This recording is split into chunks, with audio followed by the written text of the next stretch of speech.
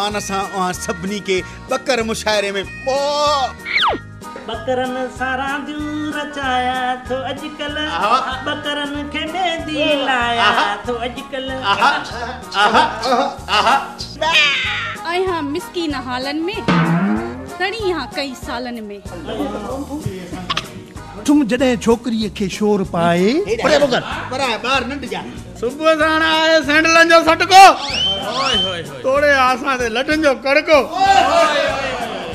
अलाए छो न मुंहिंजा अञा सिंग निकिता साईं हिकिड़ो सिंग त अथव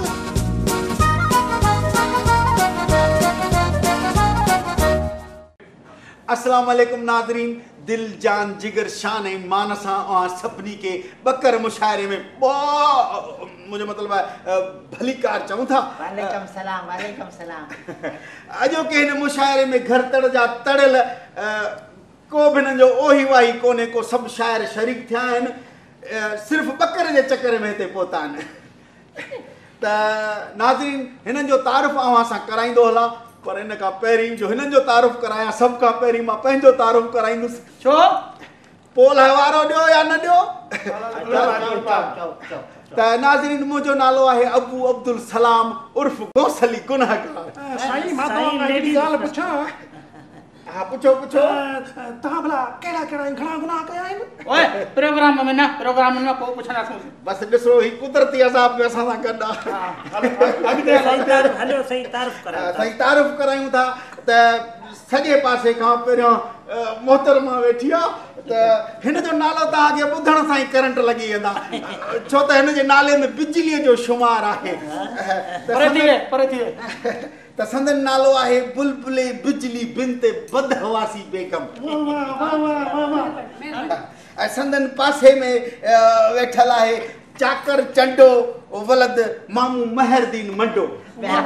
अरे चंद्रा बिजली जे बरसा नवे परे इन जे पासे में करंट लॻंदो बाबा करंट लॻंदो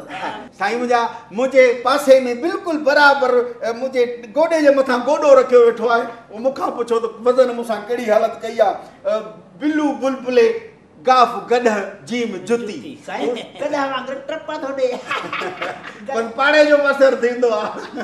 ॾाढी माठ करे थोरो तारुफ़ साईं तारुफ़ जी त साईं मुंहिंजे पासे में हाणे हिन जो वारो आहे इन करे तकड़ पियो करे साईं मुंहिंजा शौकत शर्मीलो मोहबत मूमल इश्क एनी साईं जी मोहबत थी मूमल सां अॼुकल्ह इश्क हलेसि पियो एनीअ सां साईं हिकिड़ी ॻाल्हि पुछांव भला एनीअ जी उमिरि केतिरी आहे अरे बाबा तोखे ॿुधाइणो लाज़मी आहे साईं तव्हां तारुफ़ कयो टेम जी इनके उथारे तो सवाल ॾाढा तो करे